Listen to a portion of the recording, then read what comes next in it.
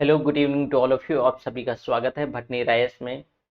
तो चलिए हम स्टार्ट करते हैं। हम इंडियन इकोनॉमी पढ़ रहे थे। इंडियन इकोनॉमी के अंतर्गत बैंकिंग सिस्टम। देखो भाई, ये हमारा ऐप है भटनी राइस का। आपको गूगल प्ले स्टोर से इसे डाउनलोड कर लेना है। ये जो है कंप्लीट आपको वीडियो मिल जाएंगे, पीडीएफ मिल जाएगा और टेस्ट सीरीज मिल जाएगा। साथ ही साथ बात करें तो ये कंप्लीट आपको इंडियन इकोनॉमी हमारे इस ऐप पे प्राप्त हो जाएगी। देखो, हमें ना एनबीएफसी पढ़ना था, non banking financing company. Non banking financing company यानी एनबीएफसी। एनबीएफसी। देखो भाई, ये एनबीएफसी होता क्या है या गैर बैंकिंग वित्तीय कंपनी क्या होता है। गैर बैंकिंग, गैर बैंकिंग वित्तीय कंपनी। गैर बैंकिंग वित्तीय कंपनी, ये होता क्या है जरा इसे समझ। देखो भाई, जो एनबीएफसी है, नॉन बैंकिंग फाइनेंसिंग कंपनी, ये एक शैडो बैंक है। ये जो एनबीएफसी है, ये क्या है? ये शैडो बैंक है, ये छाया बैंक है। ये छाया बैंक है, शैडो बैंक है। इसको छाया बैंक भी कहा जाता है। वे एक बैंक की तरह कार्य करते हैं, परंतु वे पूर्णतः बैंक नहीं होते हैं। वे वित्तीय लेन देन से जुड़ी हुई होती हैं, ये सभी वित्तीय व्यवस्था से जुड़ी हुई होती हैं, परंतु ये पूरी तरीके से बैंकों की तरह कार्य नहीं करते हैं।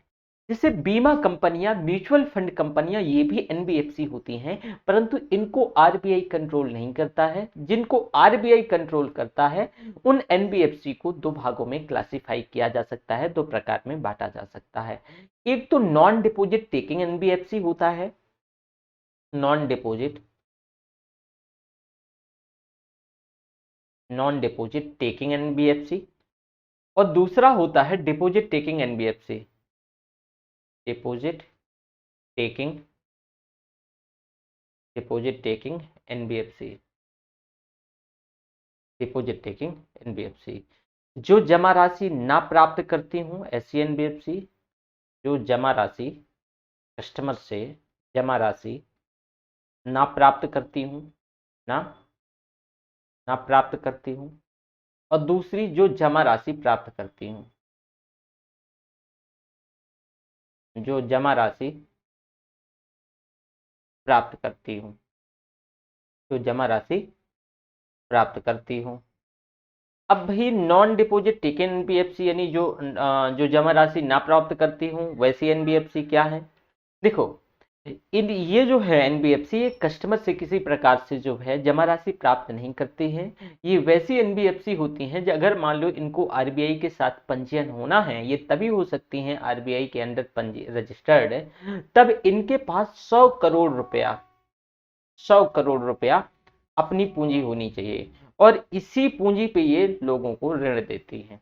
इसी पूंजी पे ये अपनी ही पूंजी का प्रयोग करके लोगों को ऋण देती हैं। ठीक है, ऋणी को ऋण उपलब्ध करवाती हैं। क्योंकि वे केवल ऋण प्रदान कर सकती हैं, तो वे क्रेडिट कार्ड जारी कर सकती हैं, बल्कि वह डेबिट कार्ड और चेकबुक जारी नहीं कर सकती हैं। क्यों भैया? क्योंकि ये एनबीएफसी आप देखोगे सिर्फ ऋण देती हैं, तो अब ये से मात्र क्रेडिट कार्ड जारी करेंगी। अब अगर ये आपसे पैसा नहीं लेती हैं, तो फिर डेबिट कार्ड कहाँ जारी करेंगी, ना ही चेकबुक जारी करेंगी, क्योंकि आपसे तो पैसा ही नहीं प्राप्त करती हैं। तो ये ध्यान रखना, पहला स्टेटमेंट यूपीएससी एनबीएफसी के अंतर्गत बना सकता है कि वो एनबीएफसी जो डिपॉजिट नहीं लेती हैं, जो जमा राशि नहीं लेती हैं, लेकिन वह डेबिट कार्ड जारी करती हैं, तो ये स्टेटमेंट गलत होगा। ये मात्र सिर्फ लोगों को ऋण देती हैं, तो इसका मतलब कि क्रेडिट कार्ड जारी कर सकती हैं, ना कि डेबिट कार्ड और ना ही चेकबुक जारी कर।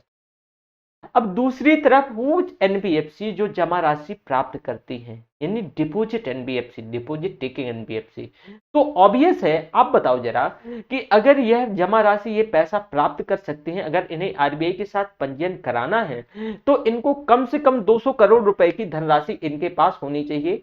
वैसी एनबीएफसी जो जमा राशि प्राप्त कर सकती हैं, इनके पास 200 करोड़ रुपया होना चाहिए। अब ऐसी एनबीएफसी जमाकर्ता से धनराशि ले सकती हैं और इसका प्रयोग वह ऋण देने के ऋण मतलब प्रदान कर सकती हैं, वे ऋण प्रदान करने के उद्देश्य से कर सकती हैं। परंतु यह एनबीएफसी जो भी जमा राशि प्राप्त करती हैं उनकी परिपक्वता की अवधि 12 महीनों से कम और 60 महीनों से ज्यादा की नहीं हो सकती है। मतलब 12 महीनों से 60 महीने तक की हो सकती है, न 12 महीना से कम और न ही 60 महीने से ज्यादा होगी। अगर कोई चाहे कि 5 साल का, तो जी नहीं, 5 साल का नहीं, मतलब 5 साल से ऊपर का नहीं हो सकता और 12 महीनों से कम का नहीं हो सकता है। अब वे चालू खाते और बचत खाते के रूप में जमा राशि प्राप्त नहीं कर सकती हैं। मान लो कि जो करंट अकाउंट और सेविंग अकाउंट के तौर पे ये जमा राशि प्राप्त नहीं कर सकती हैं। वे भी डेबिट कार्ड और चेकबुक जारी नहीं कर सकते हैं, परंतु वे क्रेडिट कार्ड जारी कर सकते हैं और एनबीएफसी 2 प्रकार की होती है। ठीक है, तो ये भी ध्यान रखिएगा कि ये डेबिट कार्ड और चेकबुक ये भी जारी नहीं करेंगी, बल्कि ये क्रेडिट कार्ड जारी कर सकती हैं। और ऐसी एनबीएफसी को अगेन 2 भागों में क्लासिफाई किया जा सकता है जो जमा राशि लेती हैं। तो इनको यानी डिपॉजिट टेकिंग एनबीएफसी को अगेन 2 भागों में क्लासिफाई किया जा सकता है। एक रेटेड एनबीएफसी होती है, रेटेड एनबीएफसी, और दूसरी है non rated NBFC, non rated NBFC, non rated NBFC और रेटेड एनबीएफसी। ठीक, 2 भागों में इसे अगेन जो डिपॉजिट टेकन एनबीएफसी है ना, 2 भागों में क्लासिफाई किया जा सकता है, अर्थात बांटा जा सकता है। अब भाई रेटेड एनबीएफसी अपनी पूंजी के 4 गुना, अपनी पूंजी के ये 4 गुना यानी 800 करोड़ रुपए तक ये क्या है, जमा राशि के रूप में प्राप्त कर सकती हैं जो एनबीएफसी रेटेड है। मैं अभी बताऊंगा कि रेटेड का मतलब क्या है।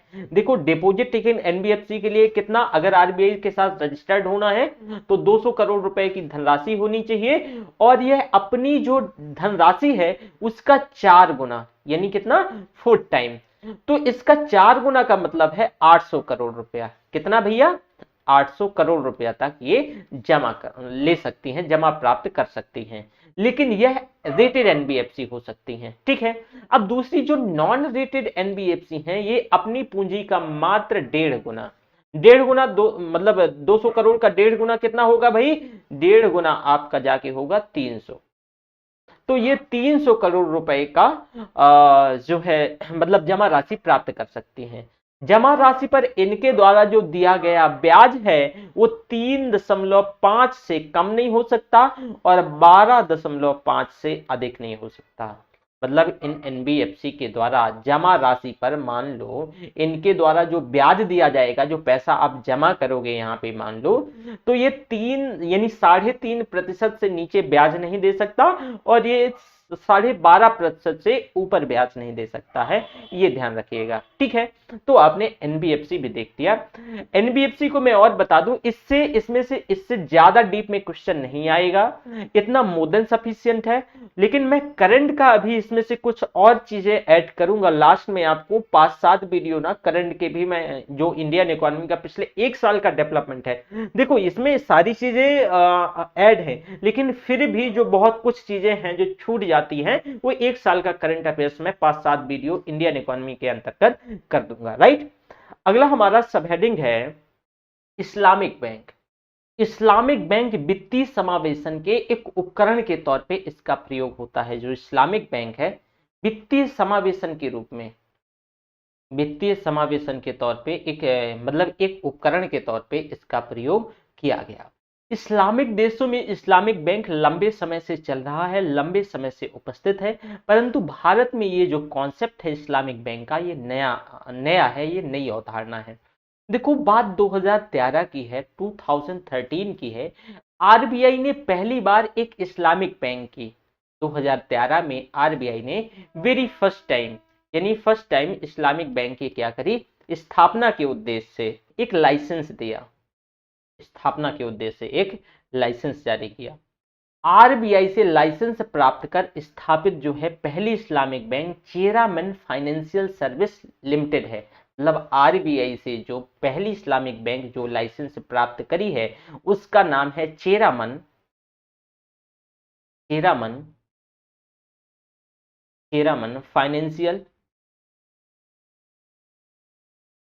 Financial service limited service limited है। इसकी स्थापना केरल में की गई। ये जो इसकी स्थापना है कहाँ भाई, इसकी स्थापना केरल में की गई, स्थापना केरल में की गई। और यह एक गैर बैंकिंग कंपनी है, ना कि यह पूरी तरीके से कोई एक बैंक है। मतलब यह एक एनबीएफसी है, ध्यान रखना ये एक एनबीएफसी है। ये पूरी तरीके से बैंक की तरह कार्य नहीं करती है, ये एक पूर्ण बैंक नहीं है। इसमें से जो ये इस्लामिक बैंक है, इसमें से 11% की सबसे ज्यादा हिस्सेदारी, ध्यान रखना 11% की सबसे ज्यादा हिस्सेदारी Kerala state industrial development corporation की है। केरल स्टेट इंडस्ट्रियल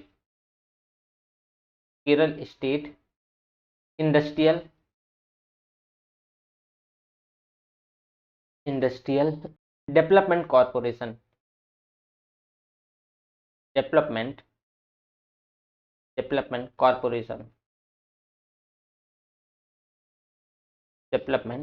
कॉर्पोरेशन, इसमें से यह सबसे बड़ी भागीदार है। जो 11%, ये जो बैंक है इस्लामिक बैंक, सबसे ज्यादा हिस्सेदारी इसकी 11% है।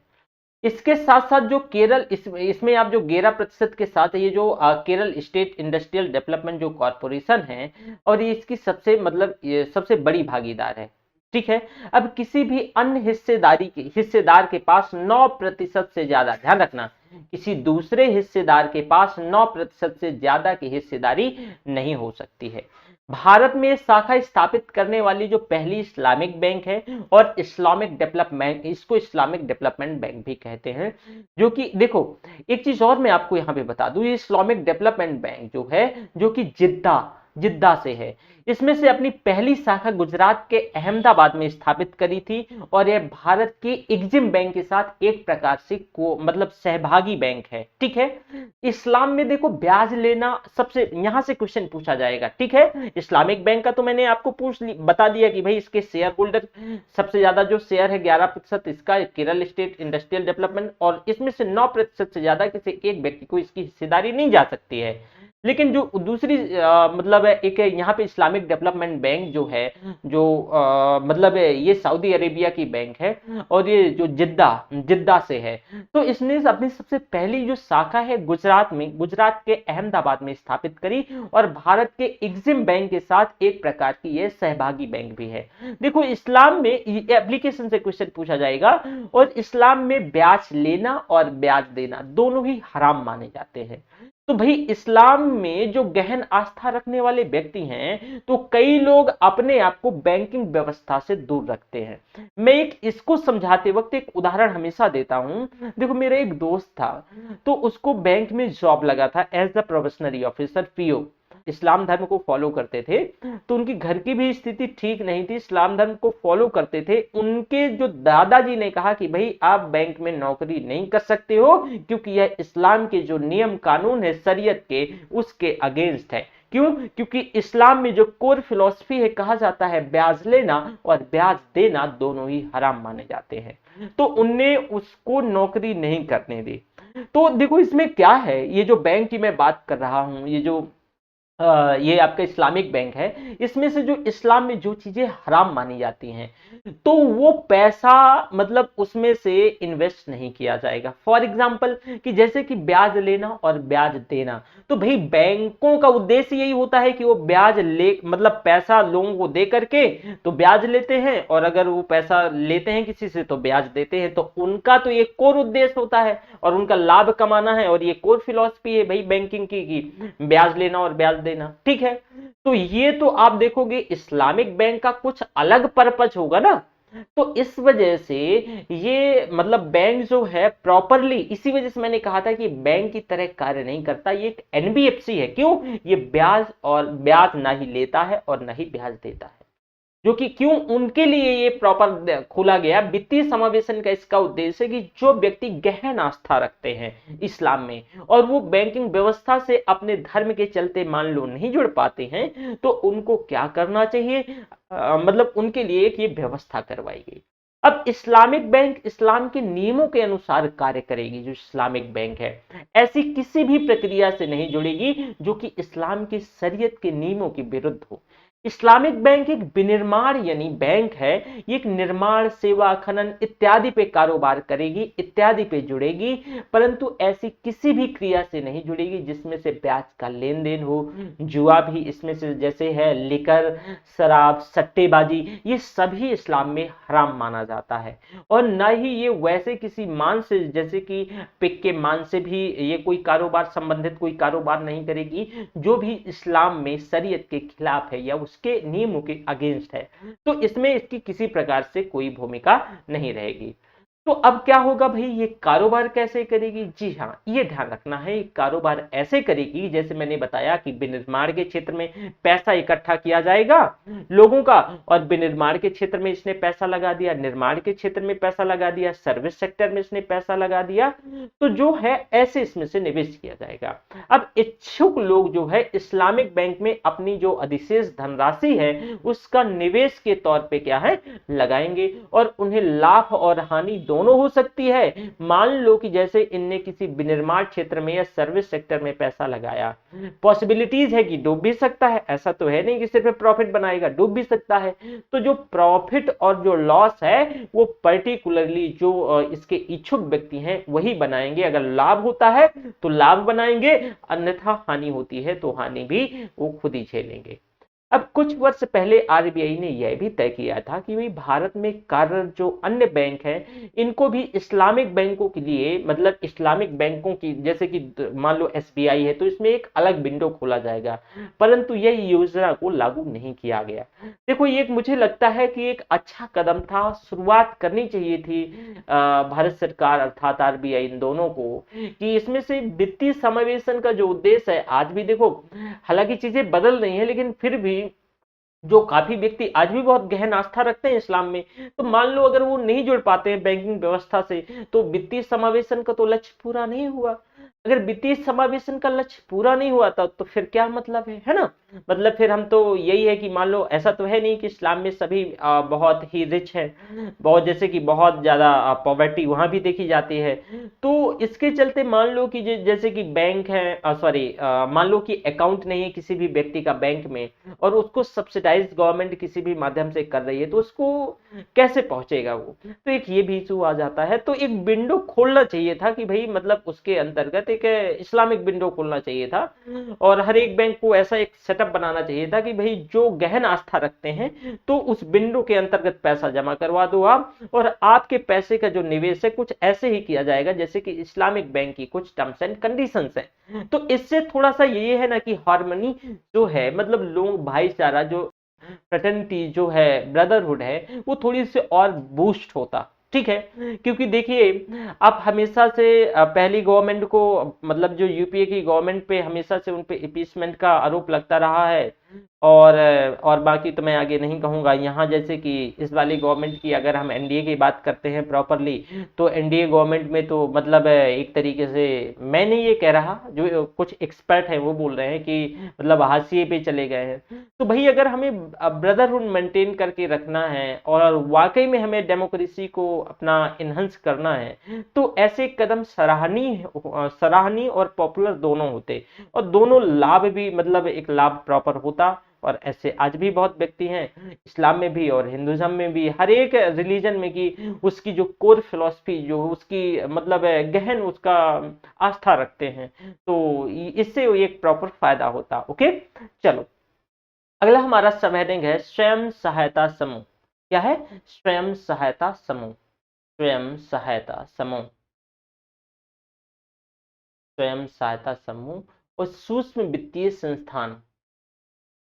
स्वयं सहायता समूह और सूक्ष्म सूक्ष्म वित्तीय संस्थान, वित्तीय संस्थान, स्वयं सहायता समूह और सूक्ष्म वित्तीय संस्थान।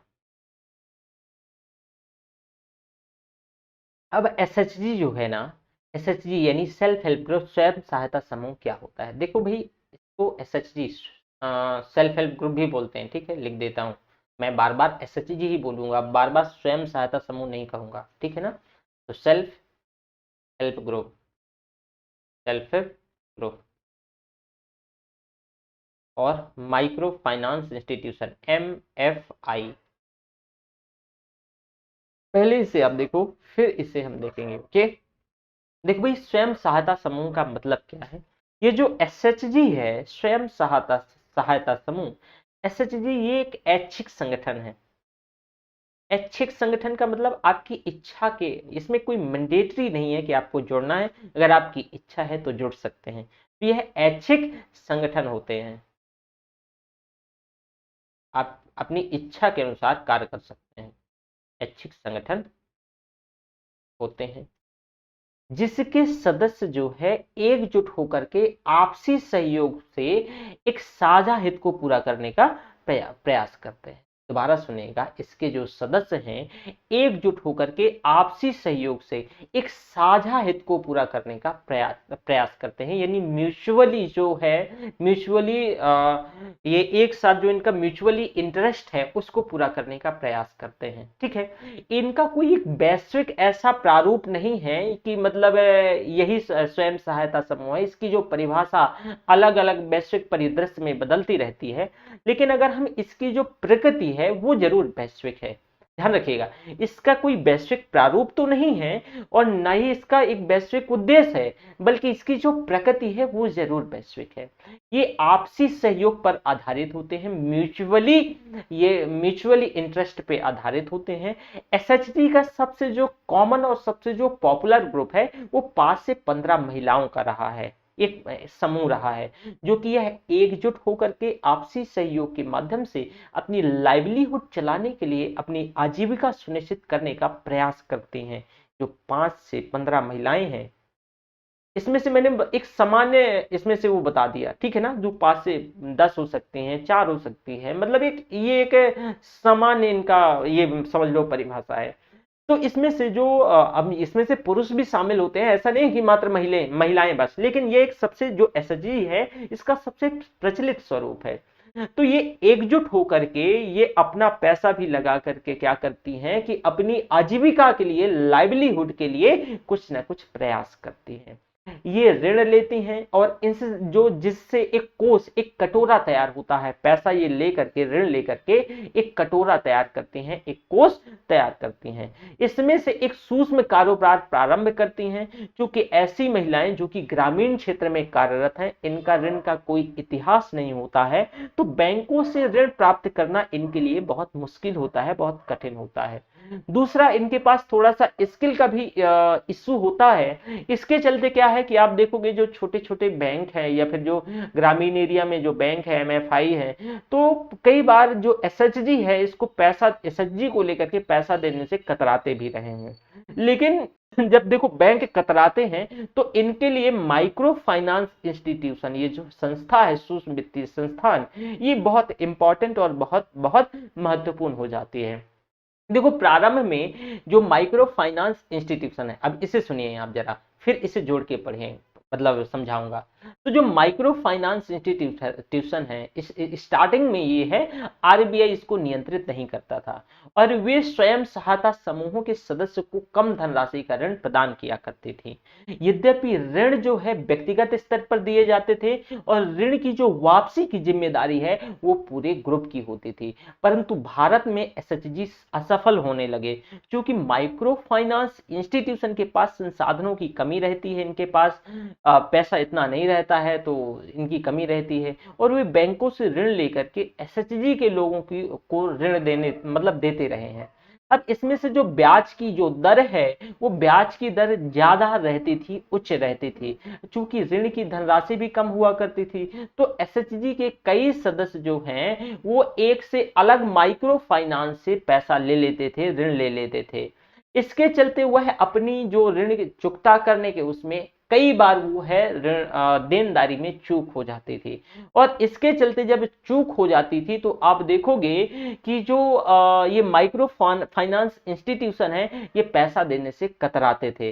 अब भाई अगर मान लो ये जो सदस्य हैं इनको पैसा कम मिलता था, तो माइक्रो फाइनेंस से ऋण प्राप्त कर लेने के बाद अधिकांश SHG असफल होने लगे, क्योंकि पैसा कम था और कई माइक्रो फाइनेंस इंस्टीट्यूशन से ऋण ले लेते थे ये व्यक्ति और चुका नहीं पाते थे, तो उनका भी पैसा डूब जाता था। तो अपना एक रूपांतरण जो है एक सूक्ष्म इंटरप्राइजेस के लिए ये नहीं कर पाते थे। अब ग्रामीण क्षेत्र में बुनियादी सुविधाओं की भी कमी होती है, आपने देखा होगा कारोबार का एक यहाँ वैसा वो नहीं होता है, स्किल नहीं होती है। यहाँ ग्रामीण क्षेत्रों में जो है एक कारोबार को मतलब सफल बनाना काफी चुनौतीपूर्ण होता है। अब ऋण के रूप में जो प्राप्त धनराशि है जिसका प्रयोग निवेश के उद्देश्य से होना है, परिवार के दबाव के कारण जो है उसका उपभोग कर लिया जाता है। कई बार आपने सुना होगा, मैं एक उदाहरण बताऊंगा यहाँ, लेकिन कई बार आपने सुना होगा न्यूज़पेपर वगैरह में कि एक ग्रुप था, उसने मान लो 25 लाख रुपया लेके आया था ये महिलाओं का, और उसने किसी प्रकार का प्रोडक्शन नहीं हुआ, आपको पैसा नहीं जमा कर पा रहे हैं, तो कई बार जो बैंक है या माइक्रो फाइनेंस इंस्टीट्यूशन है उन पे दबाव डालते हैं। पहले तो सोशल प्रेशर होता है, इसके बाद फिर कई प्रकार का उत्पीड़न इसमें से सामने आया है। तो ये इश्यूज रहे हैं मतलब माइक्रो फाइनेंस इंस्टीट्यूशन और सेल्फ हेल्प ग्रुप के साथ। अब भाई जो एमएफआई हैं इनसे जबरन वसूली की प्रक्रिया इन्हें शुरू कर दी, इसके कारण इनकी जो लोकप्रियता है, पॉपुलैरिटी है, वो उसमें कमी आने लगी और ये पूरी व्यवस्था वो है असफल होने लगी। तो एक ये इशू रहा स्वयं सहायता समूहों का और माइक्रो फाइनेंस इंस्टीट्यूशन का। अब देखो भाई होता क्या है ना, कि मैं एक उदाहरण आपको बताता हूँ, इसमें इतना एक इसका प्रॉपर उद्देश्य क्या है कि आप आपसी सहयोग के माध्यम से अपनी लाइवलीहुड चला लो। लेकिन ग्रामीण क्षेत्र में ये मैं एक जीता जागता उदाहरण बता रहा हूँ, क्योंकि मैं यहाँ तो बताऊंगा नहीं, उनका नाम नहीं मैं ले सकता।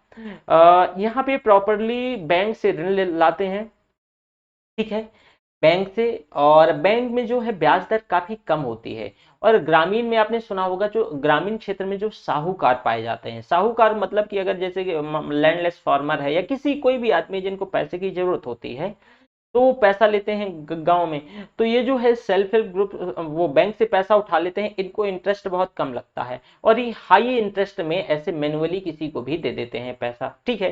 तो ये कारोबार आजकल खूब चल रहा है। ये मतलब इसमें आपको ये एकेडमिक लैंग्वेज नहीं है, ना ही आपके मतलब किसी ने ये रिसर्च पेपर ऐसा पब्लिश किया है कि ऐसा हुआ है, लेकिन जी हाँ मैं इसको देखा हूँ और बहुत नजदीक से देखा हूँ।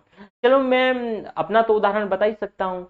मेरी मम्मी है ना, तो एसएचजी से पैसा लेके, एसएचजी की वो मेंबर हैं, एसएचजी से पैसा लेके आई, और वो पैसा अभी भी वो कोई चीज का प्रोडक्शन वगैरह इनका कोई ग्रुप नहीं करता है, बस नाम का है, जिसे जो जरूरत होती है।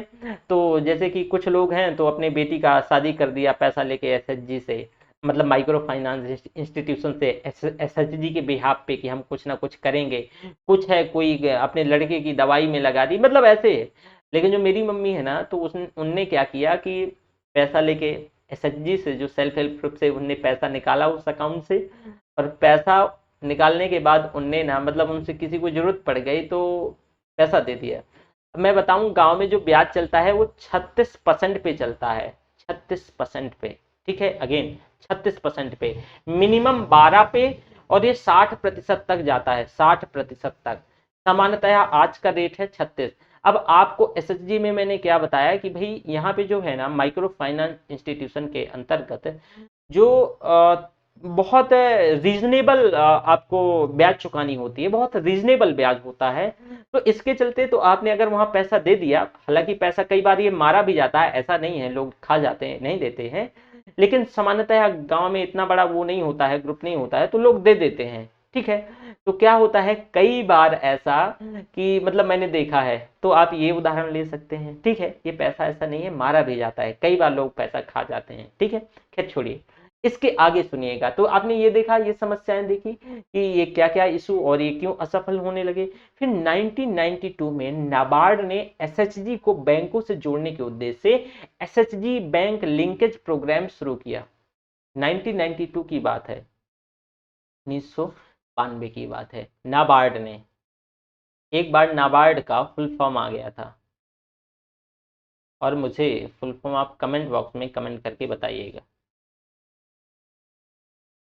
नाबार्ड ने एसएचजी को बैंकों से जोड़ने के लिए SHG SHG bank linkage bank linkage bank linkage programme bank linkage programme प्रारंभ किया। प्रारंभ में यह एक प्रयोगात्मक योजना थी, स्टार्टिंग में ये एक प्रयोगात्मक योजना थी। इसके अंतर्गत कुल 500 एसएचजी को बैंकों से जोड़ा गया। इसके अंतर्गत करीब 500 जो एसएचजी हैं बैंकों के साथ इनको जोड़ा गया। क्योंकि ये प्रयोग सफल रहा, इसका विस्तार किया गया फिर, और इस उद्देश्य से नाबार्ड यह दावा करती है कि इस योजना के अंतर्गत करीब 100 मिलियन से ज्यादा परिवारों को इससे लाभ हुआ है। ऐसी प्रक्रियाओं को आगे बढ़ाने के उद्देश्य से नाबार्ड ने और एक कदम उठाया 1998 में, और 1998 में माइक्रो क्रेडिट इनोवेशन डिपार्टमेंट की स्थापना हुई।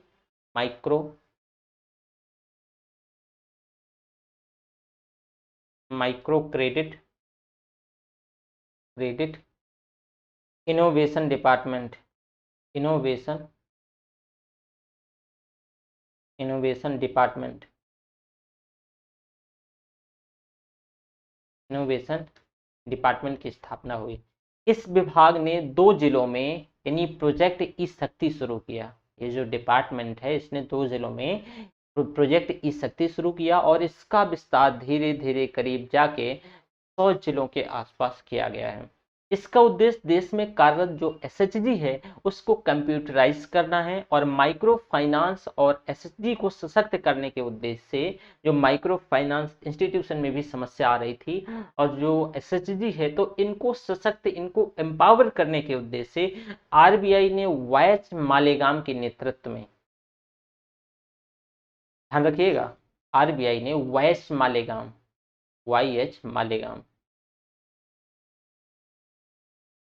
वाईएच मालेगाम जी के नेतृत्व में एक समिति का गठन किया। एसएचजी और माइक्रो फाइनेंस के स्वास्थ्य में सुधार के उद्देश्य से इस समिति ने कुछ सुझाव दिए। इस समिति ने क्या क्या सुझाव दिए? पहले तो इस समिति का सुझाव ये था कि एसएचजी सेल्फ हेल्प ग्रुप को आरबीआई के नियंत्रण में लाया जाए, और इस उद्देश्य से एनबीएफसी की नई श्रेणी तैयार किया जाए, जिसे एनबीएफसी माइक्रो फाइनेंस इंस्टीट्यूशन कहा जाए। मतलब इसमें से ये ध्यान रखिएगा, मैं इसमें लिख देता हूं, है ना। इस जो ये समिति ने ये सुधार के उद्देश्य से कुछ अपने रिकमेंडेशंस दिए। कहा कि एसएचजी सेल्फ हेल्प ग्रुप, जो एसएचजीज हैं, इनको आरबीआई के नियंत्रण में लाया जाए, इनको आरबीआई के कंट्रोल में लाया जाए, और इस उद्देश्य से कंट्रोल में लाया जाए, और इस उद्देश्य से एनबीएफसी की एक नई श्रेणी तैयार की जाए। एनबीएफसी की एक नई श्रेणी तैयार की जाए, एक नई श्रेणी तैयार की जाए, जिससे एनबीएफसी माइक्रो फाइनेंस इंस्टीट्यूशन यानी एमएफआई, जिसको एनबीएफसी एमएफआई को एनबीएफसी एमएफआई कहा जाए। दूसरा स्टेटमेंट इन्होंने ये दिया कि एक व्यक्ति को मात्र एक एसएचजी से सदस्य बनने की अनुमति दी जाए। क्यों? मैंने बताया कि कई एसएचजी में सदस्य बन जाते थे, कई जगह से पैसा उठा के सदस्य बनने की अनुमति दी जाए, अनुमति दी जाए। तीसरा, एक व्यक्ति जो कि ग्रामीण क्षेत्र का निवासी है और स्वयं सहायता समूह का सदस्य है, जिसकी वार्षिक पारिवारिक आय 50,000 से ज्यादा की नहीं है या 50,000 से कम है, तो वही माइक्रो फाइनेंस इंस्टीट्यूशन से ऋण प्राप्त कर सकता है। और 50,000 की इस वार्षिक आय को आरबीआई ने सितंबर 2019 में बढ़ा करके 1,25,000 कर दिया था। ठीक है, तो ये भी ध्यान रखिएगा। साथ ही साथ यह तभी तय किया जाए जब एसएचजी का कोई सदस्य 2 या 2 से ज्यादा माइक्रो फाइनेंस से ऋण ना ले सके, यह भी सुनिश्चित किया जाए, और अधिकतम वह ऋण है जो 50,000 तक का ही लिया जा सकता है। लेकिन यही सितंबर 2019 में इसमें से चेंज किया गया, और सितंबर 2019 में आरबीआई ने ऋणी की जो अधिकतम जो सीमा है इसको बढ़ा करके 1,25,000 करने का निर्णय लिया था। माइक्रो फाइनेंस इंस्टीट्यूशन जब ऋण प्रदान करेंगे तो ब्याज की दर 24% से ज्यादा की नहीं हो सकती है। इसमें यह कहा गया, ध्यान रखिएगा। तो 24% से, हालांकि बहुत ज्यादा है ये भी, तो इससे ज्यादा की नहीं हो सकती है। और एक बड़े एमएफआई के लिए, जिसमें कम से कम 100 करोड़ रुपए का ऋण प्रदान कर रखा है, लगभग 100 मतलब 10% से ज्यादा नहीं हो सकता है। और एक छोटे एमएफआई के लिए जो है, उसके लिए लाभ 12% से ज्यादा का नहीं हो सकता है। मतलब जो बड़े बड़े एमएफआई हैं उनका लाभ 10% से ज्यादा नहीं होना चाहिए, और जो छोटे छोटे एमएफआई हैं उनका लाभ 12% से ज्यादा का नहीं होना चाहिए। बड़े एमएफआई का मतलब कि जिस एमएफआई ने 100 करोड़ रुपए का ऋण प्रदान कर रखा है, ठीक है। इसके साथ साथ जो है, किसी भी प्रकार की जबरन वसूली के लिए जो है कंपनी जिम्मेदार होगी। जबरन वसूली के लिए प्रॉपर मनाही है। मैंने बताया कि जबरन वसूली के चलते माइक्रो फाइनेंस इंस्टीट्यूशन बहुत ज्यादा, मतलब इनका बहुत ज्यादा वो हो गए थे, मतलब इनका विरोध हुआ और डिपॉपुलराइज हुए। साथ ही साथ जो है, ऋण प्रदान करने की प्रक्रिया में किसी भी प्रकार के प्रच्छन्न जो व्यय है वो नहीं होना चाहिए, किसी प्रकार का छुपा हुआ व्यय नहीं होना चाहिए। माइक्रो फाइनेंस इंस्टीट्यूशन के लिए जो ऋण है, तो ऋण का एसएचजी के सदस्य उपभोग नहीं कर सकते हैं, और इस धनराशि का प्रयोग जो है एसएचजी के सदस्य निवेश करके एक सूक्ष्म औद्योगिक इकाई की स्थापना कर अपनी आजीविका सुनिश्चित करने के उद्देश्य से ही कर सकते हैं। एक माइक्रो फाइनेंस इंस्टीट्यूशन के द्वारा जो दिए गए ऋण का कुल 85% इन्हीं आधारों पर दिया जाना चाहिए, और शेष जो 15% है वो किसी भी प्रारूप में ऋण के तौर पे दिया जा सकता है, ठीक है। तो ये ध्यान रखिएगा, ओके। अगला हमारा जो सब हेडिंग है वो वित्तीय समावेशन। वित्तीय समावेशन, देखो भाई, वित्तीय समावेशन क्या है, इसे जरा ध्यान से समझो। किसी भी देश में वित्तीय क्षेत्र को सबसे बहुत महत्वपूर्ण और सबसे इंपॉर्टेंट दर्जा दिया गया है, सबसे महत्वपूर्ण क्षेत्र कहा जा सकता है। ऐसा इसलिए क्योंकि बिना वित्त के किसी भी प्रकार का विकास नहीं हो सकता है। बिना किसी भी प्रकार से, मतलब बिना वित्त के कोई भी चीज संभव नहीं है। वित्तीय समावेशन देश के एक एक व्यक्ति को, ध्यान से सुनिएगा, जो वित्तीय समावेशन का मतलब कि देश के एक एक व्यक्ति को,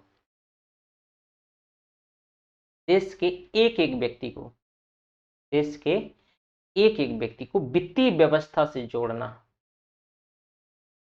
वित्तीय व्यवस्था से जोड़ना, व्यवस्था से जोड़ना, यही प्रक्रिया वित्तीय समावेशन कहलाती है। यद्यपि यह प्रक्रिया भारत में आजादी के बाद ही प्रारंभ हो गई थी, और इसने वर्ष 2008 में 2008 में इसने वर्ष 2008 में गति धारण की, और वित्तीय समावेशन शब्द का प्रयोग सबसे पहले एचआर खान समिति ने किया था। एचआर खान समिति का जो प्रयोग है सबसे पहले किसने, एचआर खान समिति ने किया था, ठीक है। अब इसके साथ साथ आप देखोगे कि इसमें से जो है तमिलनाडु का मंगलम गांव, तमिलनाडु का मंगलम गांव देश का पहला ऐसा गांव है जो पूरी तरीके से वित्तीय समावेशन से जुड़ चुका है या बैंकिंग व्यवस्था से जुड़ा हुआ है। प्रत्येक परिवार को कम से कम एक बैंक खाता उपलब्ध कराया गया है, और ये केसी चक्रवर्ती जी के प्रयासों से संभव हो सका है। उस समय जो है ये इंडियन बैंक के चेयरपर्सन हुआ करते थे, और बाद में ये आरबीआई के जो केसी चक्रवर्ती साहब हैं, आरबीआई के डिप्टी गवर्नर भी बने थे। केरल भारत का एक पहला ऐसा राज्य है, पहला ऐसा जिसने प्रत्येक परिवार को कम से कम एक अकाउंट उपलब्ध कराया है, और वित्तीय समावेशन के अंतर्गत लक्ष्य को प्राप्त किया है। अब भाई, जो वित्तीय समावेशन के लक्ष्य क्या क्या हो सकते हैं, सबसे इंपॉर्टेंट बात यहां से क्वेश्चन बन सकता है, ठीक है। तो देख लेते हैं। तो पहला है संस्थागत बैंकिंग व्यवस्था से लोगों को जोड़ना, संस्थागत बैंकिंग व्यवस्था से, बैंकिंग व्यवस्था से, बैंकिंग व्यवस्था से लोगों को जोड़ना। दूसरा, संस्थागत ऋण उपलब्ध करवाना, संस्थागत ऋण, ऋण उपलब्ध करवाना।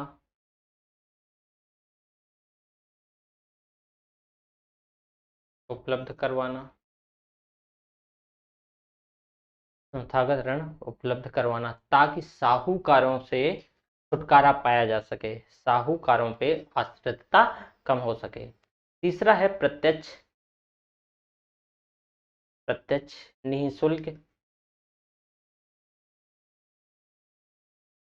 निःशुल्क परामर्श उपलब्ध करवाना, परामर्श देना। अगला है वित्तीय साक्षरता को बढ़ावा देना। क्या है? वित्तीय साक्षरता को बढ़ावा देना।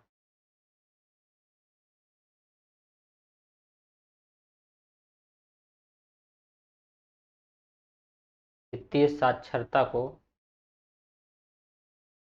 बढ़ावा देना।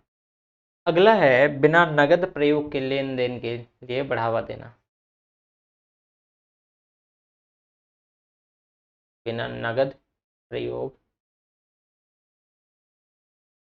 लेन देन को बढ़ावा देना, लेन देन को बढ़ावा देना। अगला है सरकार द्वारा प्रदान किए गए,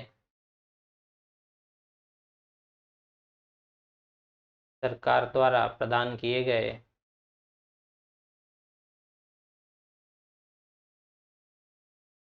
सरकार द्वारा प्रदान किए गए प्रत्यक्ष हस्तांतरण DBT, direct benefit transfer DBT को सुनिश्चित करना। अगला है सामाजिक सुरक्षा सुनिश्चित करना, सामाजिक सुरक्षा सुनिश्चित करना। ये सभी क्या हैं? जो है ये लक्ष्य हैं। ठीक है, वित्तीय समावेशन। अगला हमारा सब देंगे वित्तीय समावेशन के लक्ष्य को प्राप्त करने के लिए किए जा रहे प्रयास। ये जो वित्तीय समावेशन है इसके लक्ष्य को, वित्तीय समावेशन के लक्ष्य को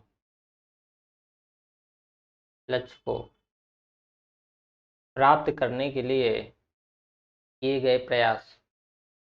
अब इसमें से क्या क्या प्रयास एक्चुअल में किए जा रहे हैं जरा इसे समझने का प्रयास करो।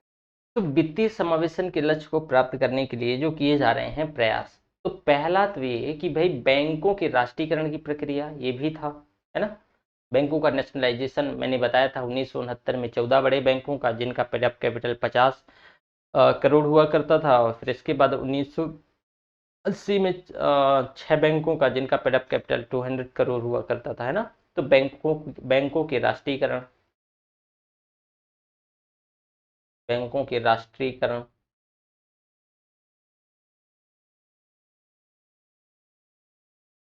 बैंकों के राष्ट्रीयकरण की प्रक्रिया,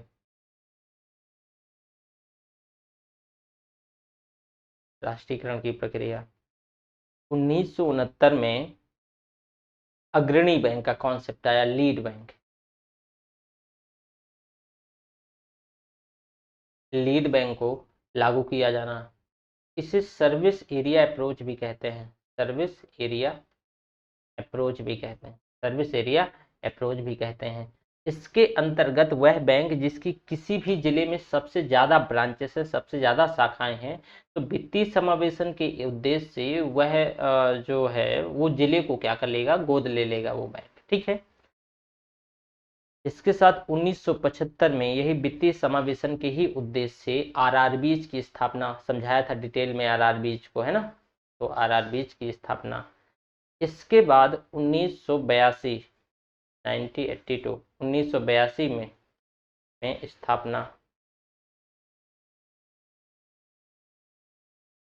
तो 1982 में के साथ साथ आप देखेंगे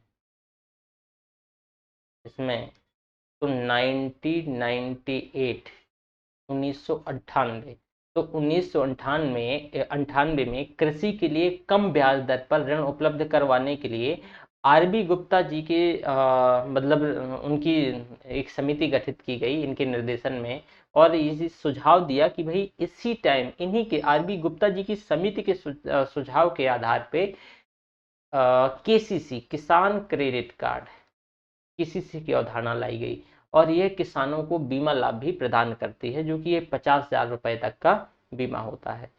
इसके साथ साथ शून्य जमा राशि पे, ये सभी वित्तीय समावेशन के उद्देश्य से उठाए गए कदम हैं शून्य जमा राशि यानी जीरो अकाउंट या फिर नो फ्रिल्स अकाउंट या बेसिक्स सेविंग अकाउंट भी कहते हैं, तो इसकी अवधारणा लागू करना।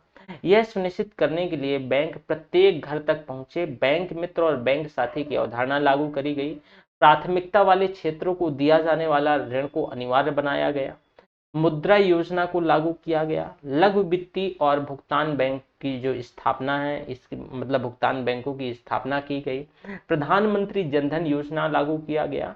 ये सारी चीजें जो है ना, ये प्रॉपर वित्तीय समावेशन के उद्देश्य से उठाए गए कुछ कदम है। ठीक है, मैंने आपको मुद्रा बैंक बताया, तुम पहले मुद्रा योजना देख लो। मुद्रा योजना, मुद्रा योजना, मुद्रा is stand for micro unit development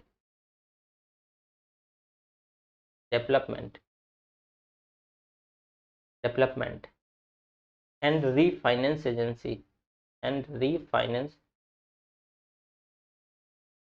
refinance agency मुद्रा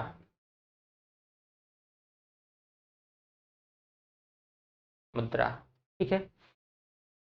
अब मुद्रा योजना की जो शुरुआत है 8 अप्रैल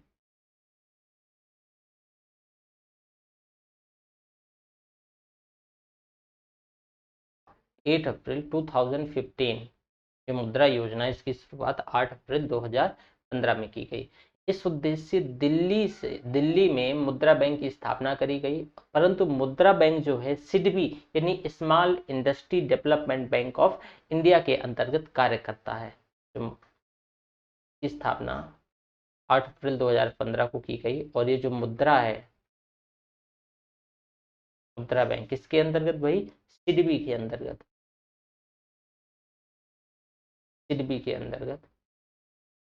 के अंतर्गत कार्य करता है। सिडबी का फुल फॉर्म भी पूछा जा सकता है, खासकर स्टेट सिविल सर्विस में। तो सिडबी यानी स्मॉल इंडस्ट्रीज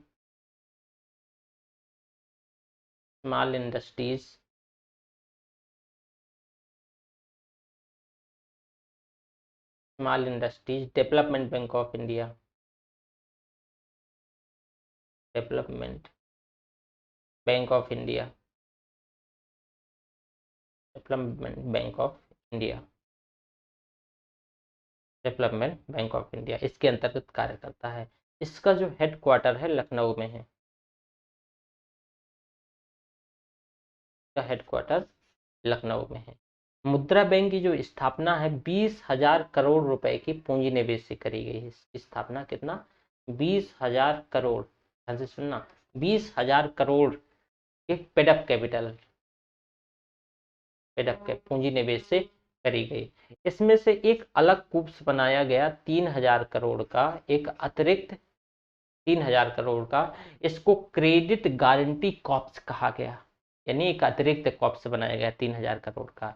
मुद्रा बैंक जो है, तो मुद्रा बैंक को एक पुनर्वित्त संस्थान रीफाइनेंस एजेंसी भी कहते हैं, क्योंकि इसमें जो पूंजी है वो सरकार लगाती है और यह उन बैंकों और वित्तीय संस्थानों को पैसा देती है, ऋण देती है, जो सूक्ष्म इकाइयों की स्थापना के उद्देश्य से ऋण प्रदान करते हैं। इस योजना के अंतर्गत 3 प्रकार के जो ऋण हैं इनको उपलब्ध कराए जाते हैं। अब इसमें से कौन कौन से 3 प्रकार के ऋण की अगर बात करें तो शिशु किशोर,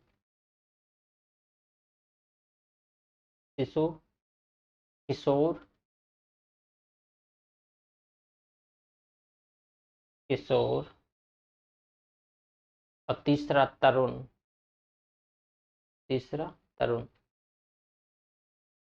शिशु, किशोर और तरुण। अब देखोगे ये जो शिशु है,